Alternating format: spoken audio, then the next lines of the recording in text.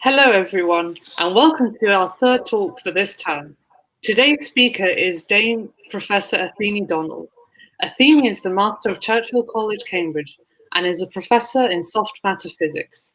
A champion of women in science, Athene has received multiple awards, including the DBE and L'Oreal UNESCO Award for Women in Science. Today, she will be talking about a scientist's responsibility.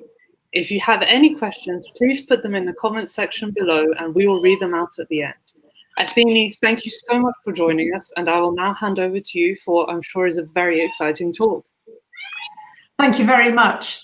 Well, I'm sorry not to be with you in Oxford, but I hope this all will work. So is my talk showing? I'm not quite sure what you can see. Right, there we go. Excellent.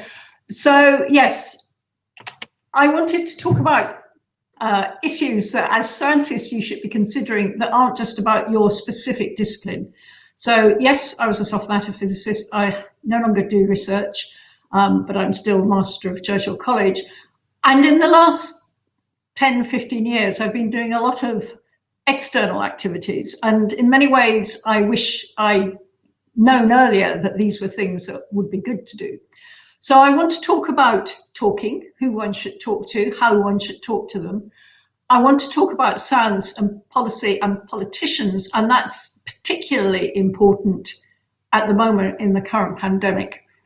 As are the issues of trust and risk and statistics, again, obviously hugely important. And although this is a talk that I've given in various forms previously, I've tried to update it to talk a bit about COVID, but it's not my area of expertise.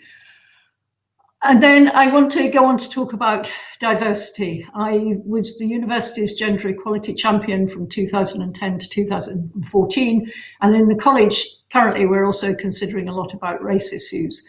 So how does one treat everyone equally? And how does it manifest itself when it goes wrong? And depending on time, I might say a bit about creativity at the end, but I may have to cut that out. So just to give you a bit of my history to show how I got to where I am, I was an undergraduate and postgraduate here in Cambridge. My original degree was in theoretical physics, but I did an experimental PhD. And then I went to the States. I did 2 separate postdocs at Cornell University. In fact, I changed field somewhat radically during those 2 years from working on metals to working on polymers. And then I came back to Cambridge. I held some fellowships here before I got a lectureship. And during my lectureship, I had 2 children. And I progressed through the ranks. And right through that time, I was just a bench scientist and then a supervisor of other scientists, and didn't do a huge amount outside. I did do a little bit of talking to school children and things. But then in 2009, I won this big award, the L'Oreal UNESCO for Women in Science Award for Europe. And that sort of propelled me into the public realm in a way I hadn't been before. And I was made a dame. And then I took on 2 different roles for the 4 years after 2010. I chaired the Royal Society's Education Committee. So I did a lot of work, that's school education, and that taught me a lot. And simultaneously, I was the university's gender equality champion, looking at diversity issues. And I, again, sort of took on other responsibilities. I became a trustee of the Science Museum. I was a member of the European, that is not right. I was a member of the Scientific Council of the European Research Council. I don't know why it says European Advisory Board. That should be the European Research Council. So it's the Pan-European Funding Council. And I was a member of the Scientific Council there. In 2014, I became master here at Churchill College. And I took on some other sort of slightly odd roles. I became chair of the Department of Culture, Media and Sports Scientific Advisory Council, though nothing I have ever done has related to culture or media or sports. But it was a really interesting thing to do. And that is where being a scientist, your general scientific skills, but talking to people in very different backgrounds, that really comes into play at that point. I was president of the British Science Association, and currently a lot of my external work is with the Royal Society, where I'm the lead on a group in looking at research and innovation. And I've also served both on University Council and Royal Society Council in my time. So let me start off talking about how we should speak out and who we should speak with. The first thing to say is that scientists really should not assume that they should be funded for their research as a right. And I think that sort of attitude has probably gone away. There is so much more consideration given to why should we fund this rather than that. But certainly when I set out, I think there was a tendency for people to think if they got a position in Oxford or Cambridge, it was kind of a right to get some funding. So now there is much more consideration given to what is the use of this research, why are you doing it? But certainly one should not rule out the idea of fundamental research, blue skies research, because you never know what will come out of that. And people always quote things like the laser, which when it was first invented seemed completely irrelevant, but now underpins an awful lot of our life. So as scientists, I think we, and I would include all of you in this, we should engage with the public and with policymakers, as I'll talk about later. But we have to think about how we reach them, because I think many things like science festivals, or more generally culture festivals, actually reach those who already are quite well served, if you like. We need to worry about reaching out to the whole community. In Cambridge, we have, in our hinterland, we have large, wet, flat regions of the fens where many school children really don't get much opportunity to engage.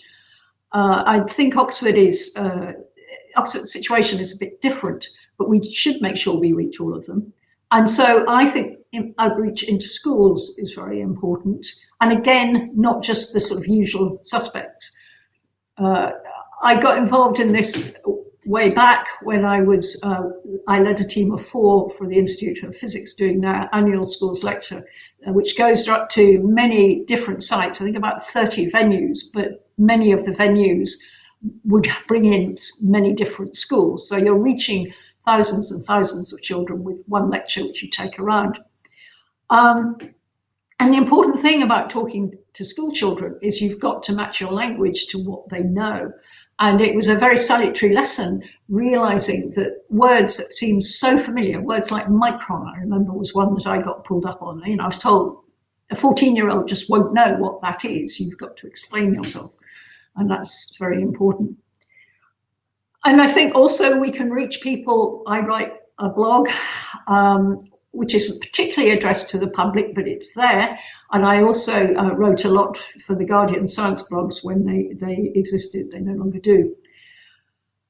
We have to engage with policymakers, or some of us do. And it's important to realize that not everyone is going to be comfortable with this whole agenda, that some people are not good at sort of getting away from that technical language. Some people don't want to engage with the whole of this agenda, but I think everyone should be thinking about it.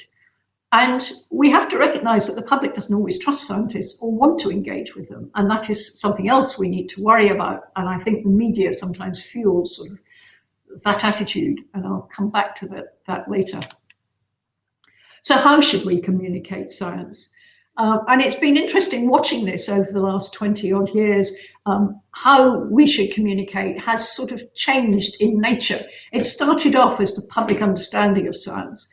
Originally, it was thought that if you just explain things a bit better, you know, the public don't necessarily understand it, but if you just explain it a bit better, they'll get it. And it was a very sort of patronizing attitude. It was known as the deficit model. And if you think about something like genetic modification, it was felt that if you explained what that was, then the public would accept it, and that simply wasn't true. That morphed into talking about the public awareness of science, making them aware of what the issues are. I don't think that phase lasted very long, and now we talk about public engagement, engaging in a very active way.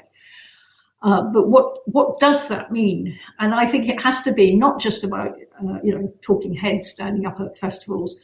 There has to be some aspect of listening, hearing what other people's concerns are. Now, this quote, Eureka was the science sort of magazine of the Times for a while, so this is now quite old. And they said scientists are not known for their communication skills, which is sadly true. One can work out, there are good scientists and some of them are very visible on TV, etc. But we're not known for our communication skills. Our language is symbols and sums rather than metaphors and allegories.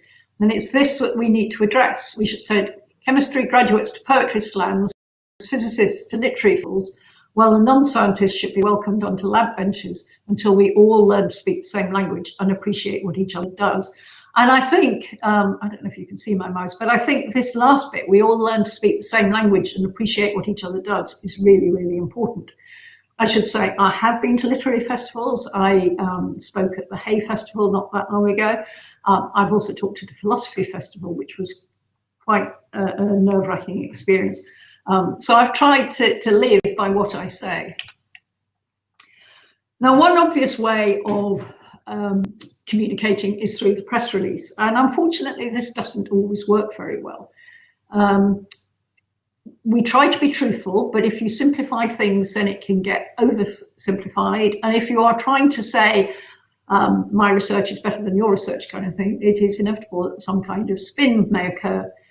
And press offices know how to get the media attention, but it can kind of backfire. And this was an article written in The Guardian in the run-up to Christmas some years ago. And it was about some work. I knew the research group involved. They were looking at structural colour, which is when colour arises from the microstructure, not from pigment. And they were looking at the blue stripe on a jay's wing. But the Guardian decided, because it was going up to Christmas, to talk about robin redbreast, which there was no evidence that the same phenomenon occurred. So that was the Guardian, I think, playing a slightly fast and loose. And if you read many of the stories, it always looks as if a cure for cancer is just around the corner, or dementia, or whatever it may be. So the press release can go kind of wrong. I've had various unfortunate experiences. First of all, let me give you an example, which wasn't unfortunate, but does show how the media miscommunicates, if you like. So during my career as a soft matter physicist, I did some work on protein aggregation. And I was looking particularly at the formation of a particular kind of microstructure in the milk protein beta-lactoglobulin. So these structures, spherulites, this is an image under cross polarizers. So the black is the water in the background, and this is the aggregate. And it turns out the same kind of structures are seen in the brain of patients who've died with Alzheimer's. So this kind of protein aggregation seems to be quite universal. That is obviously very exciting, but there may be not that much connection between the one and the other. And when I used to talk about this, I was always very, very careful. So on the back of winning the L'Oreal Prize, I was interviewed by The Guardian for a long interview, and the journalist was very careful, and she was accurate in what she said. Recently, she's turned her attention to the way protein molecules stick together, which could help reveal what causes Alzheimer's disease. I certainly never specifically researched Alzheimer's disease, though I had one paper published with a group that was looking at them. A couple of years later, when The Guardian wanted to say something about me, I can't remember, I was on a list of top 100 women, something or others, they sort of took this original interview. They certainly didn't come back to me. They took this original interview and sort of made a right mess of it and said, I researched unconventional areas for a physicist. Okay, that's fine. Such as revolutionary treatments for Alzheimer's, which is certainly not fine. It was incredibly inaccurate. And then when I went to talk at this philosophy festival later that year, I was merely described as revolutionary. So you can see how something that started off as quite accurate, I had over a couple of years turned into something totally different with no input from me. Once you're out there, there's nothing you can do to stop these kinds of misinformation occurring. But the earlier story, which put me off talking to the press for a very long time, was involving a press release where we got a large grant to work on something called colloids, which are small particles, submicron, dispersed in another medium. So it could be paint, for instance, or mud. Lots and lots of very common materials are colloids, but it's not a particularly familiar word. And one of the key things is trying to make sure the individual particles don't stick together when you don't want them to. If they're small particles, they have a large surface area. And so a lot of the sort of cunning in making useful dispersions is making sure they don't stick together. And when I wrote a press release, I naively used lumpy custard as an analogy. If you think about cooking custard, if you don't stir it enough, the custard goes all lumpy. But of course, although it was an analogy, the press release was far too subtle for some people. And I got headlines like Cambridge Boffins awarded $3 million to study lumpy custard, which simply wasn't true. But I could see how they had arrived at that. And I got essentially hate mail on the back of that. And that was a long time ago. And for 10, 15 years, I didn't talk to the press again. I thought this is just too uncomfortable. I don't want to do it. On the back of the L'Oreal Prize, I got media training, one-to-one media training, and that was extremely useful. And I felt a lot more comfortable after that. And if ever you're offered media training, I would strongly recommend it, because whatever you're going to do, learning how to present your research or your whatever it is really helpful. Having the confidence that if someone sticks a microphone under your nose and asks you a question, you can at least handle it without falling to pieces. So let me just finish off. There's another way of involving the public, a so-called citizen science. I haven't particularly got involved with this, but it's a way of involving many, many people. And it was very common back in Victorian times when amateur botanists from around the world, from around the empire, if you like, would send plants, specimens back to Kew Gardens to help in learning about the different species and their geographical dispersion. But now there are many different versions of it. So the image here is of Galaxy Zoo, which is a way of getting people to, on their computers, to analyze images from, I guess, the Hubble Space Telescope and work out what kind of nebula or whatever is being observed. And many, many people are involved with that. There are also lots of examples in sort of nature study, if you like, trying to count newts or butterflies or the birds in your garden. And they all provide really, really useful information, which helps map out things in a way that individual researchers simply couldn't do. So let me now move on to MPs. And this is where it's going to get a bit more topical, if you like, in a way that I think is still unfolding. So let's start off by thinking, what do MPs know? There are remarkably few MPs who have formal scientific training. Now, back in 1875, William Cavendish, he of the Cavendish Lab where I used to work, reported on MPs and how Parliament should work. And he said, in a science-dominated world, such a low level of scientific understanding among our parliamentarians is a problem. That was 1875, and it's still a problem. Julian Huppert was at one point a lecturer in the Cavendish, and thereafter he became, for one Parliament only, he became the Cambridge MP. And he was, by training, a chemist, although he ended up as a lecturer in physics. He was very clear that all MPs should have some exposure, because so many of the issues they're having to deal with have a scientific content. But many of them, of course, stopped studying after GCSE and didn't have the wherewithal, if you like, to engage with it, and may even have been frightened by it. So they need to be brought up to speed. He was very keen on the idea of a sort of crash course for all new MPs. And he was particularly concerned that people would have beliefs based on whatever, and they wouldn't recognize that they were ignoring the science necessarily.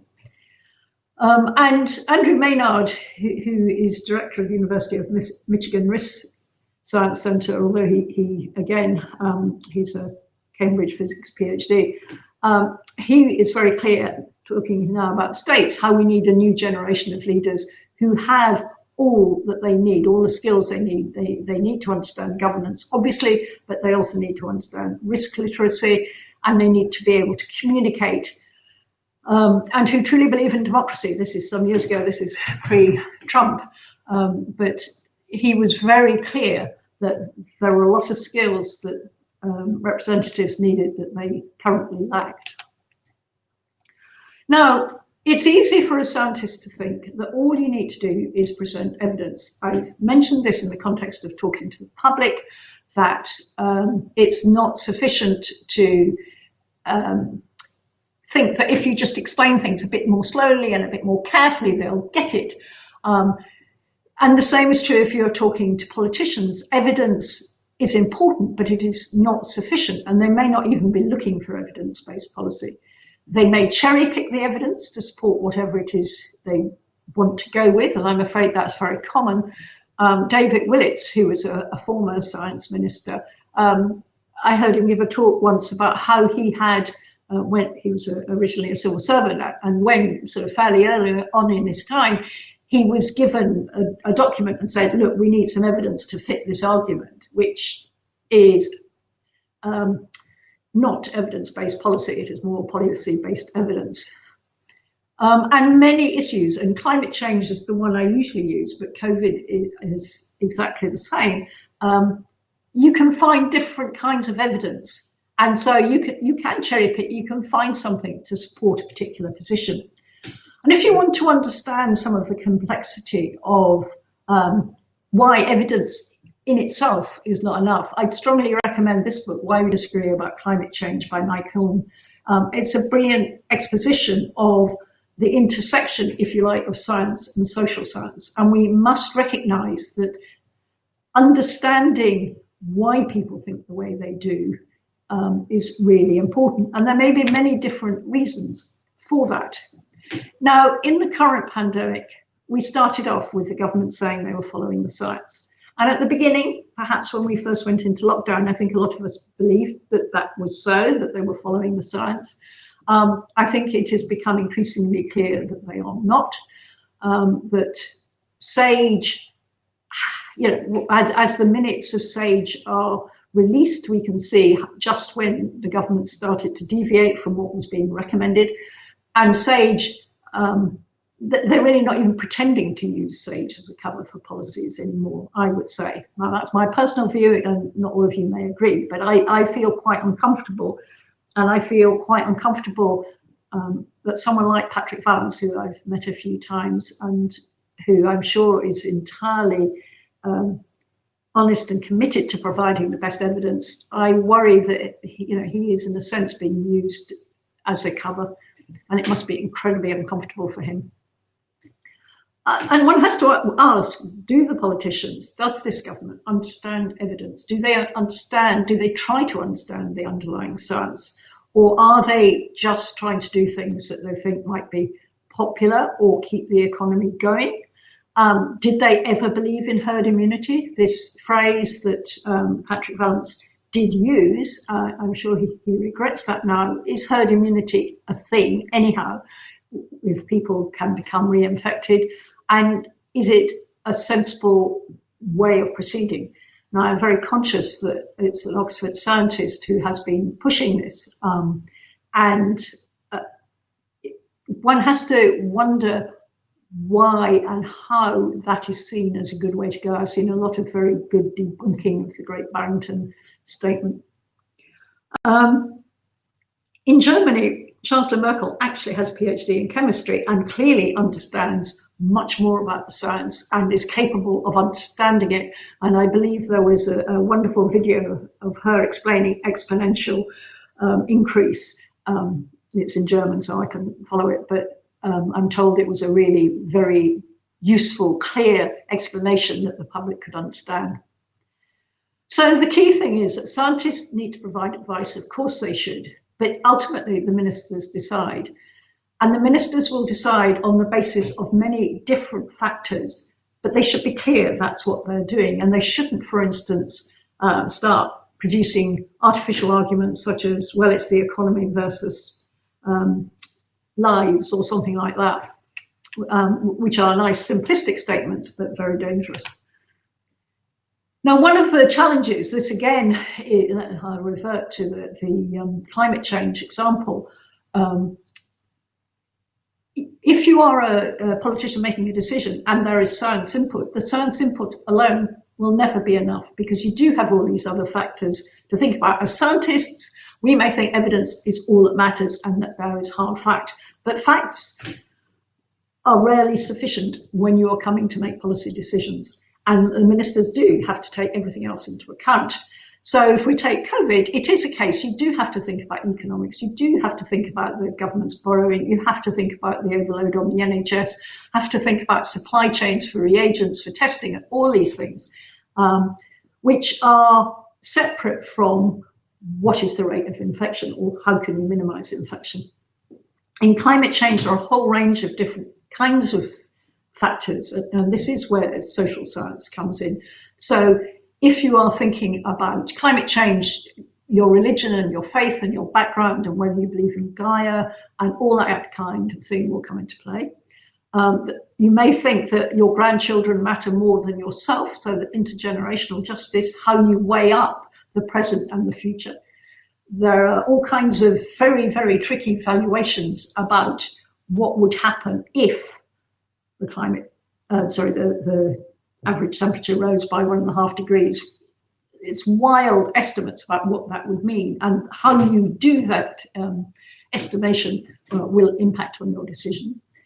Should you be worrying about the individual or the state? And what do we think about risk, which is a psychological factor? So all these things do, of course, come into play when people try to make decisions about what they want to do. And politicians have to take these into account. But I believe very strongly they should make clear what they are using for the basis of the decision. And scientists need to understand that how they put that evidence out there will affect things. So which bit of the evidence you have are you going to focus on? If you are trying to be an advocate and push some kind of position, you may choose to do it in one way than another, but it is insufficient to say, well, here are the facts, that's all there is to it. It's never going to work like that. So now we come on to the question of trust.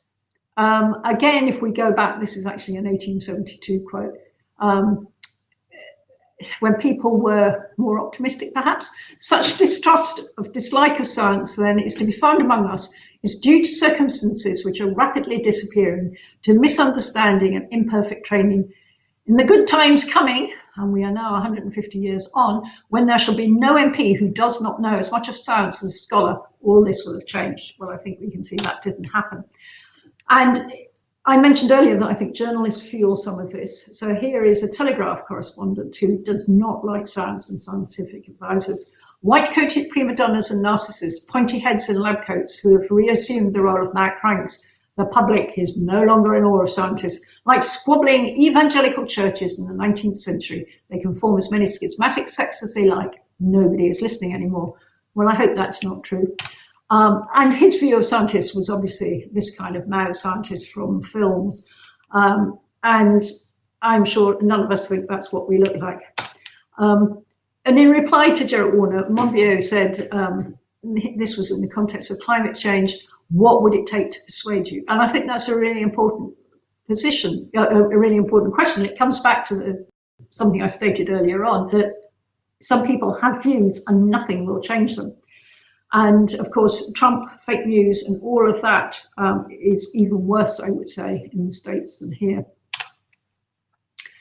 And then there's another point that scientists get very frustrated about, the difference between correlation and causation.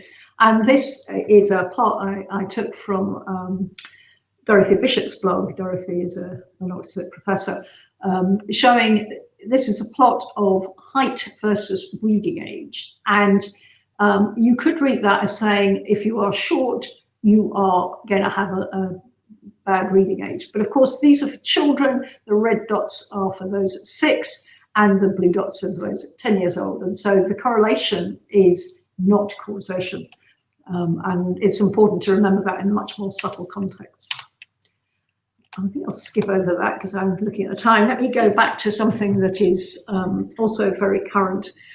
David Spiegelhalter. David is a fellow in Churchill College, and he is the professor of the public understanding of risk. And he has been very much in the public eye because he talks a lot about deaths from COVID. He does only talk about deaths, and if you try and get him to talk about anything else like long COVID or something, he says, no, I've got my facts, they're about death. and I'm not going to speculate about other things, I only know what I know about. But he has found, he's had a lot of attention, and it has led to some problems.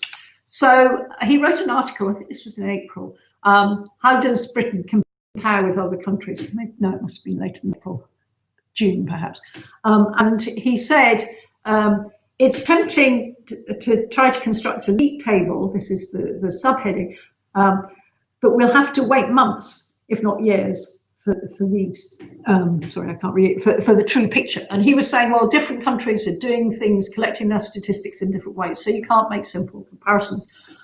And of course, Boris Johnson picked that up and said, I would echo what we've heard from Professor David Spiegelhalter and others at this stage. I don't think that the international comparisons and the data are yet there to draw the conclusions that we want. And David was not at all pleased about being picked up in this way, because it sort of misquoting what he tried to say. And he came back with a tweet saying, stop using my Guardian article to claim we cannot make any international comparisons yet. I referred only to detailed league tables. Of course we should now use other countries to try and learn why our numbers are so high. And Keir Starmer picked up on that. But I think there have been various occasions at which David, being very precise, but being picked up inaccurately and misused, has caused him a lot of problems. Right, so that's the end of that section. I'm now going to switch gear completely and talk about equality and diversity and what we should all be doing in this space. So if we talk about equality, what do we mean? Do we mean equality of opportunity or equality of outcome? And there is no doubt that where you are from, where both in nation, in demographics, your parents' education, all that, I think one has to ask that, given parental backgrounds, can true equality ever be achieved? And one of the really depressing things, I think, and if you're trying to do whitening participation work in a college like mine, it's absolutely clear that children from lower socioeconomic classes start about a year behind in language schools, behind their middle class peers, before they ever start school. So you go to school at 4 or 5, and there's already about a year's difference in sort of where you stand on things like reading and articulacy, vocabulary. But cultural backgrounds matter. So if you talk about ethnic minorities, it's really insufficient to talk about ethnic minorities as one great homogeneous lump, as it were. Asian families tend to have very different aspirations from Afro-Caribbean ones, just because of their cultural backgrounds. I read a very interesting book recently written by a barrister who was a Somalian refugee, and he was saying that in Somalia that the oral tradition is so strong, but you don't worry so much about written skills. So you have very different expectations, and everything in our society imposes expectations, and that also includes an element of stereotyping. Now, if you think you are not biased, I would encourage you to go to this website. So this has a whole range of different kinds of tests to look at your biases. I've always been shocked, if you like, by my own response. So if you look at, do you think girls and women can do science? And here are the range of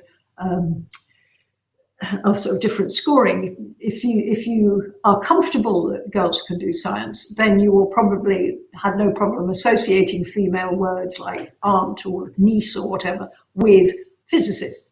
And so the implicit test looks at your ability to associate pairs of words. And most people come out either with a strong automatic association of male and science and female with the liberal arts, or a moderate one. And I'm usually somewhere around about here, which I find shameful, given that I not only am a physicist, female physicist, but I've worked in this space for a very long time. And if you don't believe you're biased, I suggest you go and do it and check yourself.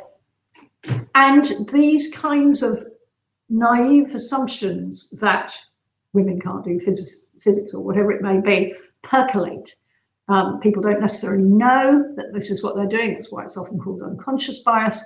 And there was a very much cited paper a number of years ago where they took identical CVs but labeled some of them with men's names and some with women's names and sent them off to faculty and said, would you hire this person? And for identical CVs, they were much less likely to hire the woman than the man. So that can only have been an implicit bias. And you have to worry about that when you're doing anything around recruitment. And the converse is also true. Why do we see so few boys doing subjects like veterinary science or languages? And so if you are making decisions, so if you are trying to work out who you should appoint, who you should put on the shortlist, you actively have to think about this and try and factor it in.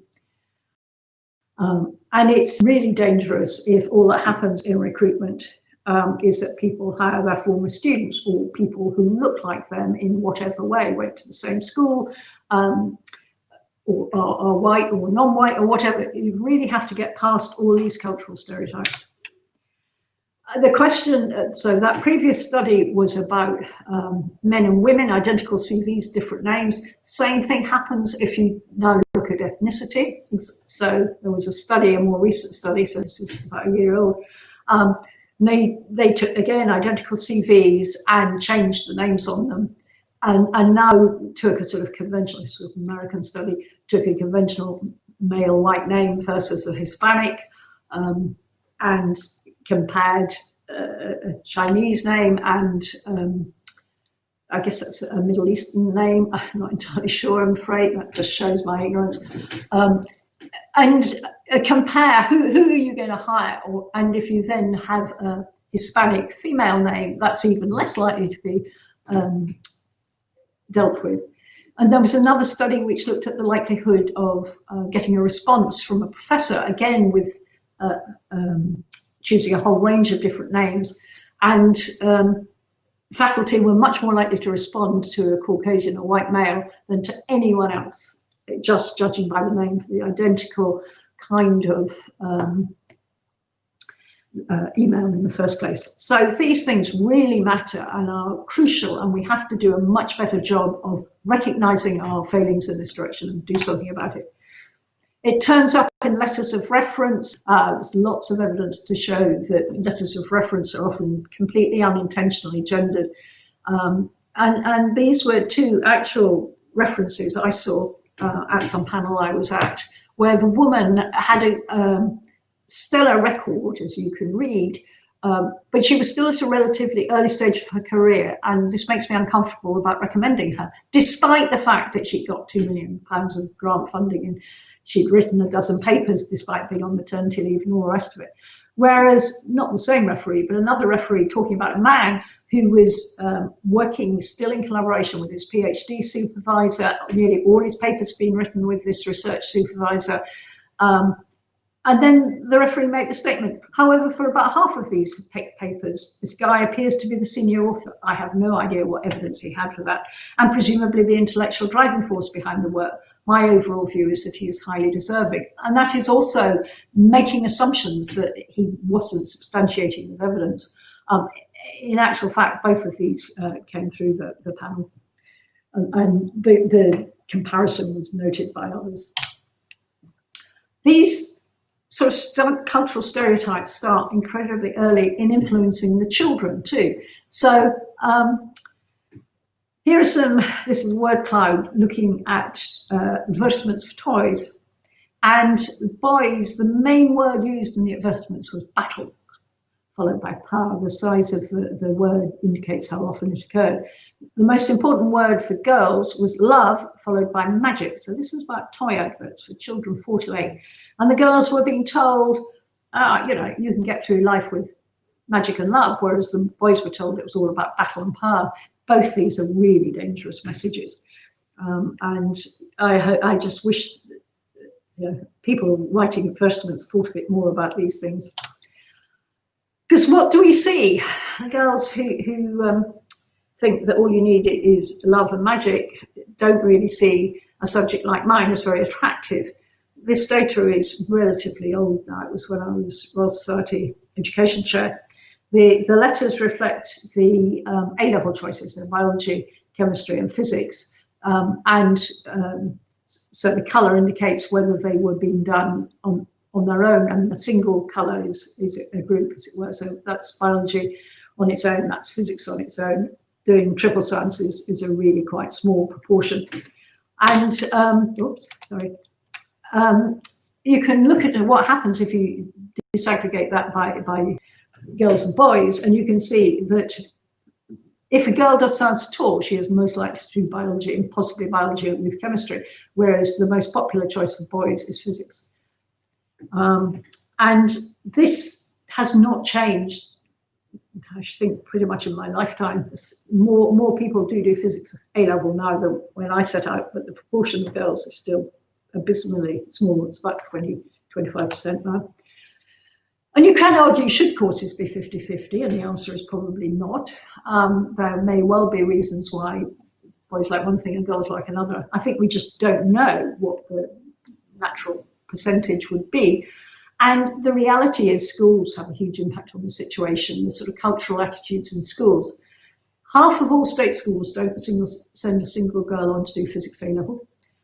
But if they come from a single-sex school, the proportion is much higher. So these are single-sex schools, and these are maintained mixed, these are co-educational schools. And if you look at the number doing physics, the green, the proportion doing physics A-level in single-sex schools is much higher. And if you ask successful women physicists, or indeed women scientists, did you go to a single-sex school, the proportion is much higher than you might expect, given the number of single-sex schools there are. Now, careers advice really matters. I think schools, some years ago, all careers advice was sort of wound up.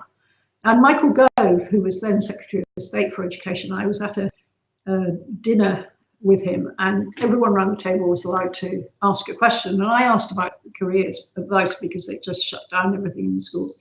And I was told by him that any self-respecting 16-year-old can find out all they need on the web. And I was thinking, I don't think that's true. They don't even know what question to ask. If you don't know that you want to be a medic or a physicist or whatever, how can you look up what you want to know if you have no idea, if you're in a complete fog and your family don't know anything about science or engineering? How are you going to find out what the options are? And so without advice from parents, family, school, some contact you have, it's very, very hard. And one example of this is that children often think that a single science A-level will qualify them for studying medicine, and that's really not true. And schools' work experience is often incredibly gendered. There was an Ofsted report that showed girls were overwhelmingly offered placements in things like hairdressing or clerical jobs, maybe nurseries, whereas boys were much more likely to get offered jobs in the local garage or something. So the stereotyping persists everywhere. Now children start making mental choices about what they can and can't do, where they might fit in, really very early. And most of the interventions for getting girls into physics, for instance, occur much later than, in fact, is probably needed. I think we really need to start doing things at primary school. Now, I think I will skip over this because I really haven't got time to do it justice. The one thing I would say is I think it's really dangerous to pit arts against science. Creativity somehow seems to have been taken over as an arts thing, that, you know, poets are creative or artists are creative, but scientists somehow aren't, that it's all very sterile. And I think that's really dangerous, but it also means we start pitting science against arts. Oh, we need more arts graduates because they're creative. I don't agree with that position. Anyhow, let me leave you with some take-home messages, and then I'd be happy to take questions. I hope I've been able to convince you that if you are a scientist, undergraduate, PhD scientist, postdoc, whatever, we have to look beyond our little silos, beyond what we are actually learning about, our research, what it may be. We should recognize that we fit into society and we have responsibilities to society. And that's true whatever stage you're at. It is also true that if you're a PhD student, you may think you're going to go on to be a professor, but the odds are against you because there aren't that many professors and there are lots of PhD students. But it's very important to recognize that during your research, during however long you've been in science, even if you go and do something totally different, you will have gained valuable skills which you should never forget. And I personally think if we had more people getting a PhD and then going on to be MPs or civil servants, that would be brilliant, because we would have all the skills that you gain during that time doing research, and you would take them to the policy world. It's important to reach out to those with less scientific knowledge. It's important to be able to explain what you're doing and why you're doing it. And I don't like the idea of the soundbite, or what you would do if you were stuck in a lift with someone. How would you make your science accessible? But you should be able to make your science accessible. That really is important. And the second strand about bias and cultural stereotypes, I've gone over it quite fast, but I hope you can see that if you are in a lab and you make the assumption that that person, because of their colour of their skin or their gender or whatever it may be, if they are less good than you because you're somehow privileged, that's really, really dangerous, and we must get rid of those kinds of attitudes. It is absolutely clear that many minorities have a hard time progressing in science because of attitudes, just lazy stereotyping. As I said, I think it's important to realise that learning science, you learn all kinds of useful skills. Critical thinking as well as creativity are both things that the arts and humanities people seem to think are solely theirs. I'm very happy that they claim it, but then we should reclaim it too. And we should recognise that we're all in this together. I've said quite a lot about the importance of social science. And I think scientists don't pay nearly enough attention to that. But I think pitting science against arts when it comes to funding or what is valuable is really unhelpful. And at that, I'll stop, and I will happily take any questions or attempt to answer any questions.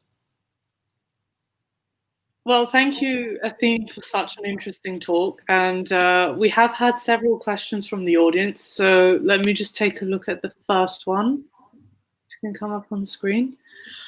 So this one is from Javi. It says, many say that scientists have to engage with policymakers, the public, etc. In practice, scientists are not really taught how to do it. How can present and future scientists learn? Well, to some extent you learn by doing, but I think you can do dummy runs, as it were. Now, in the Cavendish here, we have something called Physics at Work, when about 1,000 school children, well, not this year, but usually 1,000 school children come through. And we, a lot of the research groups have an exhibit. And, each PhD student just has to talk for sort of 10 minutes to each group of students. And it's very low risk. And you learn how to get better at it. We've devised the talk. They don't have to write the talk. They just have to deliver it. And I know in at least one case, the student went on and became a teacher because they loved doing it. They discovered they loved doing it. Not everyone's going to be good at it. There are undoubtedly opportunities. I mean, I can't say in Oxford. In Cambridge, there are not media training, but sort of opportunities to practice in a safe environment. Policymakers is slightly different. We have started, in Cambridge again, we have something called the Science Policy Exchange, which is a student-led society where they get civil servants coming in, they run projects with the local council for students to engage with. And I don't know if Oxford has anything similar, but that's been really quite successful for people to dip a toe in the water. And again, I know people who've gone from there on to do policy. And the final thing I would say, if you're a PhD student, depending on who your sponsor is, there are opportunities to have placements at the at POST, Parliamentary Office of Science and Technology. And I had 2 of my students do this, both off their own bat. It wasn't something I suggested. And they went and spent 3 months working there. One went on into the policy world. One said, no, that's not for me, and is now a lecturer. So, there are ways to try things out, but you've just got to look out for them. Yeah, I think sometimes some of these things just aren't advertised very well quite often for students. So it's So, for instance, I didn't know about the parliamentary office thing myself, which I would have been very interested in, but I'm 2 months away from writing up, so I couldn't. No, I mean, when I see them being advertised, I try to put them out on Twitter, for instance, because I know they're not well advertised. I didn't know about them until one of my students came to me and said, I want to do this. Yeah. So she found it, and she's the one who stayed in it, and she now works for Rand.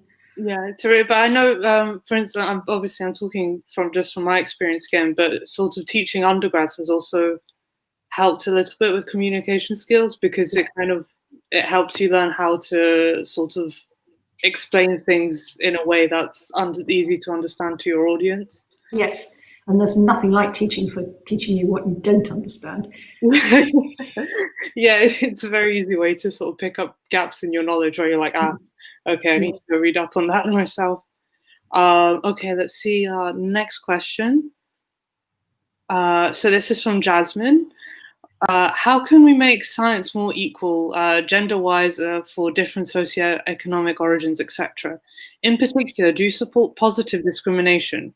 Do you think it is fair to both sides if this is applied?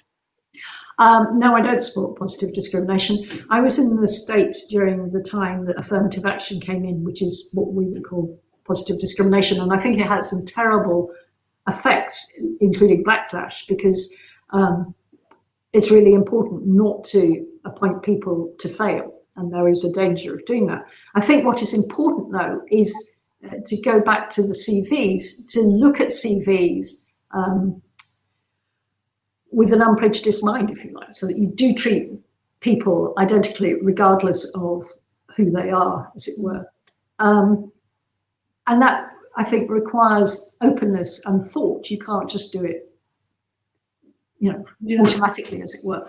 There are suggestions you should do blind CVs, so that there is no name there at all. Yeah, I was about to ask what you thought about that. Well, I think the trouble with that is if you're looking for someone to do a PhD with you, it's absolutely fine, because they won't have a track record. But if you're appointing a professor, you can't do it, because they will be uniquely identified just by what they've done and the papers they've written and all the rest of it. So I think you can do it, just as blind marking in exams is now normal, which it wasn't originally.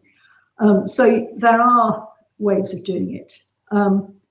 It's really hard, because these stereotypes are so ingrained in us. Yeah. Do you think maybe that there's more that like local councils can do, or like the government can do and stuff, in more sort of areas that are more impoverished or lower socioeconomic? Yeah, well, yes. I mean, I mentioned widening participation. We do a lot of that, and sort of contextualized university admissions. That's certainly the kind of thing one can do. I think at the moment, with the exams so uncertain because of the pandemic and the way people's education has been impacted, will be hugely different from those from lower socioeconomic classes, because they don't have access to the Wi-Fi and the laptops and all the rest of it. And it's going to be incredibly difficult to offset. And I just feel the repercussions are going to be felt in our education system for a long time. Well, even when they were sort of predicting A-level results, the people from lower socioeconomic backgrounds were already tended to be predicted much lower grades than those from. Well, it's interesting. That's not that is how it's believed to be the case. But it turns out that if you are really, really bright, actually, their grades were accurately predicted. So when we went on predicted grades, and I think this was true across the university, when we went on predicted grades before the change. Then when we took the no, let me get this right. When we went on the algorithm, we had very good widening participation statistics, and they fell down slightly when we went with predicted grades, because actually teachers were predicting the comfortable kids better grades. At the bottom end, I think it's the converse. I think people have analysed this, that teachers of the less outstanding pupils predict even lower grades if they're black or if they're in some way disadvantaged. So that there is a difference in perception at the two ends. Oh, I didn't know about that. That's very interesting. No, it's quite subtle, and I hope the university, I don't know about Oxford, but I hope we will do that a proper statistical analysis. Yeah. I know what my college saw. I know one or two other colleges saw the same thing, but I can't be sure it's true across the board. Yeah, I hope Oxford do look into that as well. I would have thought they will, because it's so important. Okay, let's see the next question.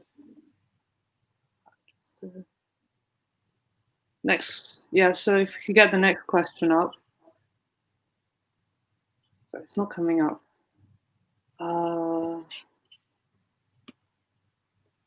Let me see.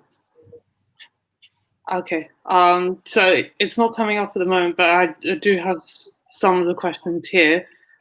So say one of them is from Alex, and it's, why do you think girls benefit from single-sex education in terms of furthering their knowledge and interest in STEM fields compared to in a co-ed school? I think there is plenty of evidence that both the attitudes of the teachers and of male peers has a real role to play. I mean, if you are told that girls don't do physics because everyone knows girls don't do physics, and you're thinking, do you want to do physics? Then you'll probably be discouraged. If you are, we make decisions in this country at a ridiculous age when everyone is very easily swayed by peer pressure. And since physics is seen as being something that only smart people do, do you want to be liked or do you want to be thought smart? And so I think some girls steer clear. They don't want to be called swats. And if you look in the States where you don't have this same thing of making a decision at 15, 16 about what you're going to do, far more girls go on. They go through high school and then go to university, and they don't have to make choices till they're 18, 19, 20. And I think that is a much better age because they're sure of what they want in themselves. Yeah. But I think teachers definitely have the effect of sort of shutting down some girls. And I remember a horrifying story I was told by a colleague who said her 10 or 11-year-old daughter was told she did maths like a boy. What does that mean? And, it's obviously, it was meant to be sort of insulting. That's a very strange thing to say. But then equally, if someone's not very good at physical education or something, quite often the teachers will say, "Oh, you thought like a girl." Well, yes, that's right. So I mean, it cuts both ways. I've never forgotten my son's school teacher, English teacher, who said, well, of course, boys can't do English. I mean, it's just as bad. Yeah. He was 11. Poor boy. Okay, so I think we've got time for one more, and then I think we're gonna unfortunately have to stop it. So for the last one is from Chris, and they ask, do you think the over-exaggeration of certain scientific findings lead to public mistrust of scientists? Perhaps more importantly, how can we fight the rise of fake news? Wow, that's a really difficult question. I mean, in terms of fake news, again, one of the fellows in my college, Sander van der Linden, has been very visible. He is a social scientist, producing this way of inoculating people against fake news by sort of showing them how bad some stories are. The question of trust, I think, is really challenging because I believe the media, like that quote I gave you from Gerald Warner in the Telegraph, I think they do stoke this. And some of it is because they themselves aren't scientists and perhaps have a chip on their shoulder about it or whatever. And they sort of regard science as dangerous. And this comes back to pitting science against the arts. We need more arts because otherwise who's going to teach languages or whatever? I mean, I have some sympathy with the latter part, but it's this idea that it's a battle between the two. And I do think journalists aren't helpful. And I think that is also true of overhyping stories. They want to overhype stories. So, they want to find a cure for cancer. So regardless of what the scientist says, it turns into this terribly black and white kind of thing. And I think then people realize that cancer isn't cured and they feel let down and assume it's the scientist who's being untrustworthy, not the journalism. Yeah, I've noticed similar sorts of things with COVID as well, especially when talking to like my relatives and stuff, and they'll be like, "Oh, Oxford said they're very close to making the vaccine. Why haven't they made it yet?" And it's like, well, it doesn't really work like that. Like, you have to go through certain things, and it's just like, oh, but they're just taking too long. Like, they don't know what they're doing, and it's like, the headline's much more interesting than the not Yes. very exciting explanation of like, well, there's clinical trials, and then you have to do this, and you have and it takes too long. You can't do it in a 30-second soundbite. Yeah, you can't really do it in an elevator pitch, so it throws people off. Have you cured cancer or not? Answer yes or no. Yes, exactly. Well, unfortunately, that's all we've got time for today. Although I think I could go on for another half an hour or so, but I don't want to keep you too long. Yeah, and I'm sure more people want to ask questions again. Want to ask questions. Thank you so much for joining us, Athene, and for discussing such an important topic so elegantly. I really hope this has made people in our audience think about the importance of scientific communication. Thanks to everyone who tuned in today, and see you next week, where we'll be joined by Dr. Jim Spencer, who will be discussing antimicrobial resistance. Thanks, everyone, and have a wonderful evening.